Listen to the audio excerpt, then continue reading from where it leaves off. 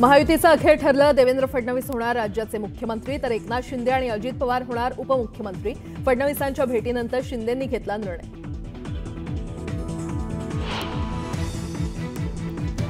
महायुती आज सत्ता स्थापनेचा दावा करणार। विधिमंडळ पक्षनेता निवडीनंतर दुपारी राज्यपालांना भेटणार असल्याची माहिती। भाजपच्या आमदारांची आज विधानभवनात बैठक। विधिमंडळ गटनेत्याची होणार निवड। केंद्रीय निरीक्षक विजय रुपाणी आणि निर्मला सीतारमण रात्रीच मुंबईत दाखल। विधिमंडळ गटनेता निवडीआधी होणार भाजपच्या कोर कमिटीची बैठक। सकाळी 10 वाजता विधिमंडळ पक्ष कार्यालयामध्ये पार पडणार बैठक। अर्थ खात्यासाठी अजित पवार गेले 2 दिवस दिल्लीत तळ ठोकून। अमित शहांकडे मागितली भेटीची वेळ। आज मुंबईत परतण्याची शक्यता।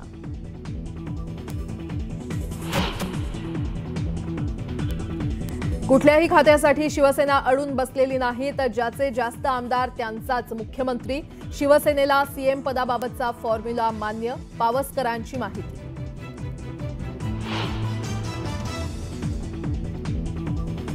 नव्या मंत्रिमंडळातून जुन्या मंत्र्यांना डच्चू। शिवसेनेतील संजय राठोड, सत्तार आणि तानाजी सावंत यांचा पत्ता कट होणार असल्याची सूत्रांची न्यूज 18 लोकमतला माहिती।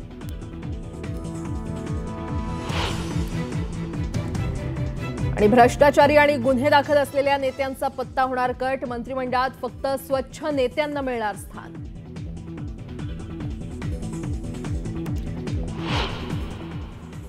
बातमीपत्राला आता सुरुवात करूयात। राज्यातील महायुतीच्या सत्ता स्थापनेबाबत गेल्या गुरुवारी केंद्रीय गृहमंत्री अमित शहांच्या उपस्थितीमध्ये दिल्लीमध्ये बैठक झाली होती आणि त्यानंतर एकनाथ शिंदे आजारी असल्यामुळे महायुतीच्या नेत्यांची बैठक झाली नव्हती। अखेर देवेंद्र फडणवीसांनी वर्षा बंगल्यावर जात एकनाथ शिंदे यांची भेट घेतलेली आहे। गेले काही दिवस आजारी असलेले एकनाथ शिंदे ठाण्याच्या ज्युपिटर हॉस्पिटलमध्ये पोहोचले आणि काही तपासण्या आणि उपचारानंतर आपल्या ठाण्यातल्या वर्षा या बंगल्यावर दाखल झाले। यानंतर संध्याकाळी 6च्या सुमारास भाजपचे संकटमोचक म्हणून ओळख असलेले गिरीश महाजन वर्षा बंगल्यावर पोहोचले।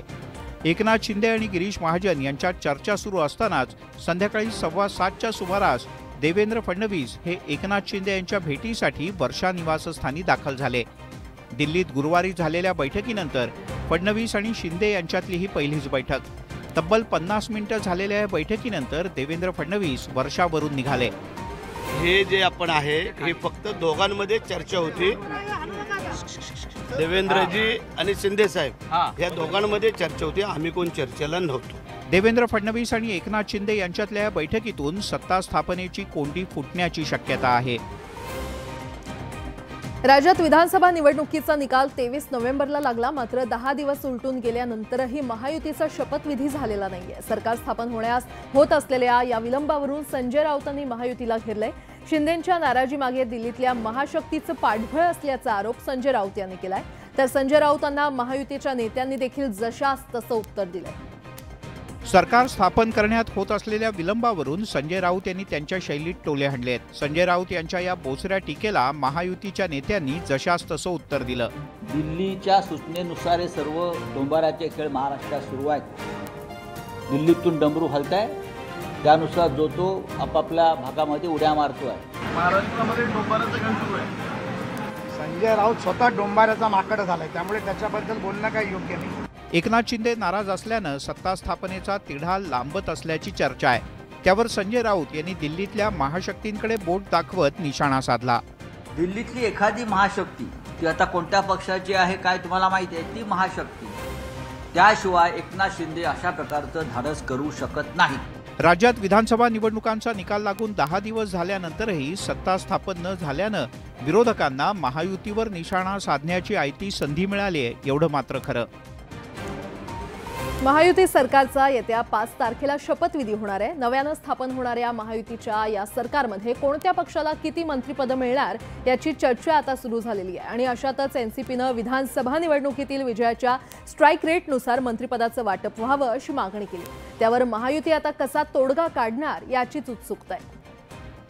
महायुतीच्या मंत्रिपदाच्या वाटपात स्ट्राईक रेटनुसार शिवसेने इतकीच मंत्रिपदं दिली जावीत अशी मागणी छगन भुजबळ यांनी केली आहे। आता भुजबळ यांनी केलेल्या विधानाला पार्श्वभूमी आहे ती विधानसभा निवडणुकीच्या निकालातल्या स्ट्राईक रेटची। भाजपचा स्ट्राईक रेट हा 90.41% आहे।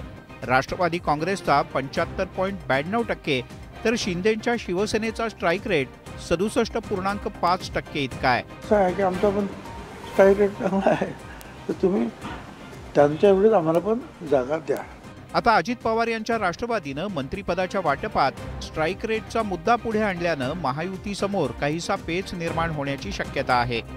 या बाबतीतलं डिस्कशन माननीय देवेंद्रजी फडणवीस, माननीय एकनाथरावजी शिंदे, माननीय अजितदादा पवार यांच्यामध्ये चालू आहे. आता मंत्रिपदाचं वाटप करताना महायुतीचे नेते त्यावर सर्वमान्य तोडगा कसा काढतात याची उत्सुकता आहे. पाहुयात सुपरफास्ट 100 बातम्या. फेंगल चक्रीवादळामुळे मुंबईतील तापमानात वाढ झाली आहे. तापमान वाढल्यानं ऐन डिसेंबरमध्ये मुंबईकरांना उष्णतेचा सामना करावा लागतोय. दरम्यान डिसेंबर महिन्यात देशभरात अपेक्षित थंडी पडण्याची शक्यता नाहीये, असा अंदाज हवामान खात्यानं व्यक्त केलाय. डिसेंबर महिन्यामध्ये देशाचा वायव्य भाग, पूर्व आणि ईशान्य भारतातील काही मध्य भागात थंडीची लाट येण्याची शक्यता कमी आहे. देशात दक्षिणेकडील भाग वगळता कमाल तापमान सरासरीपेक्षा जास्त असेल, असा अंदाज हवामान खात्यानं वर्तवलाय. मुंबईतील हवामानात सुधारणा नोंदवण्यात आलेली आहे. समीर ॲपच्या माध्यमातून किंवा नोंदीनुसार मुंबईच्या काही भागातील हवा समाधानकारक दर्जाची तर काही ठिकाणची हवा मध्यम श्रेणीमध्ये नोंदली गेलेली आहे, तर शिवडे येथे चांगल्या दर्जाच्या हवेची नोंद झाली आहे. वाशी खाडी पुलावरून मुंबईच्या दिशेनं प्रवास करणाऱ्या वाहन चालकांना लवकरच दिलासा मिळणार आहे. सायन पनवेल महामार्गावरील वाशी खाडीवर उभारण्यात येत असलेल्या नवीन उड्डाणपुलांपैकी मानखुर्द बाजूकडील उड्डाणपुलाच्या डेक उभारणीचं काम जवळपास पूर्ण झालंय. नेव्ही डेच्या सेलिब्रेशनसाठी गेटवे ऑफ इंडिया येथील जेट्टी मंगळवारी सायंकाळपासून बुधवारपर्यंत 2 दिवस बंद ठेवण्यात आली आहे. त्याचा परिणाम रायगडमधील जलवाहतुकीवर झालाय. परिणामी एलिफंटा, मांडवा आणि जेएनपीटी दरम्यान जलवाहतूक सेवा कोलमडलेली आहे. म्हाडानं सामाजिक बांधिलकी जपत MMR ग्रोथ हबमध्ये गृहनिर्मितीसह वृद्ध आणि नोकरदार महिलांसाठी वसतिगृह बांधण्याचा निर्णय घेतलाय. ग्रोथ हबमधील 8 लाख घरांच्या प्रारूपाक आराखड्यात यासंबंधीचा समावेश करण्यात आलाय. आराखड्यानुसार म्हाडाचं मुंबई मंडळ मुंबईमध्ये 3 वृद्धाश्रम आणि नोकरदार महिलांसाठी 7 वसतिगृह बांधणार आहे. ठाणे खाडीपूल प्रकल्पातील दक्षिणेकडील अर्थात पुण्याहून नवी मुंबई आणि मुंबईच्या दिशेनं येणाऱ्या मार्गिकेचं 90% काम पूर्ण झालंय. उर्वरित काम फेब्रुवारी 2025 पर्यंत पूर्ण करून ही मार्गिका वाहतूक सेवेमध्ये दाखल करण्याचं MSRDCचं नियोजन आहे. त्यामुळे फेब्रुवारीपासून पुणे नवी मुंबई मुंबई प्रवास सुसाट होण्याची शक्यता आहे.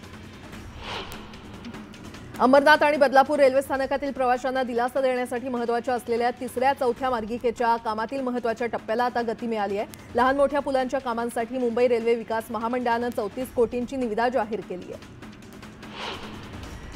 वैद्यकीय महाविद्यालयांमध्ये विद्यार्थ्यांना पुरवण्यात येणाऱ्या सोयी सुविधा, उपलब्ध प्राध्यापक संख्या, उपकरणं आणि साहित्य याची तपासणी करण्याचा निर्णय आयोगानं घेतलाय.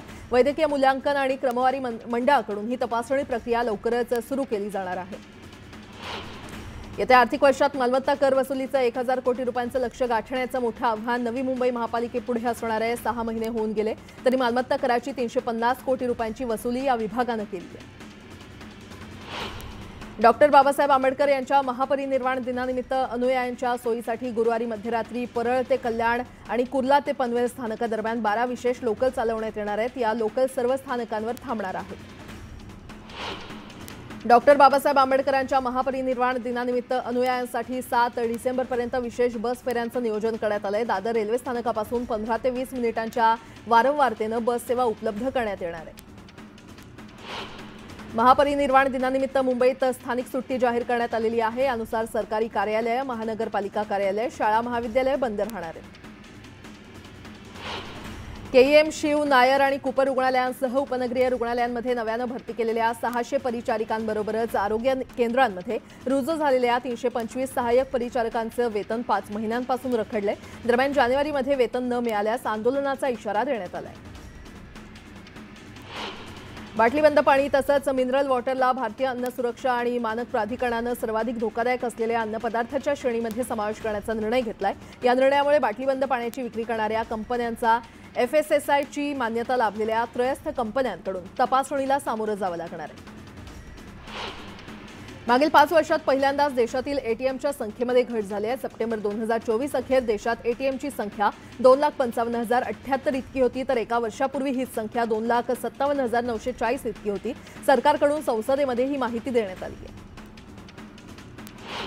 नोव्हेंबर 2024 मध्ये देशातील बेरोजगारीचा दर कमी होत 8.1% आलाय। या काळात बेरोजगारांच्या संख्येमध्ये 34 लाखांची घट झाली असली तरी केवळ 5 लाख लोकांनाच रोजगार मिळालाय। राजधानी दिल्लीतील प्रदूषणात किरकोळ घट झाल्यानं आणि हवा गुणवत्ता निर्देशांकात सुधारणा झाल्यानं दिल्लीकरांना काहीसा दिलासा मिळालाय। नोव्हेंबरमध्ये प्रदूषणामुळे शहराची अवस्था गॅस चेंबर सारखी झाली होती।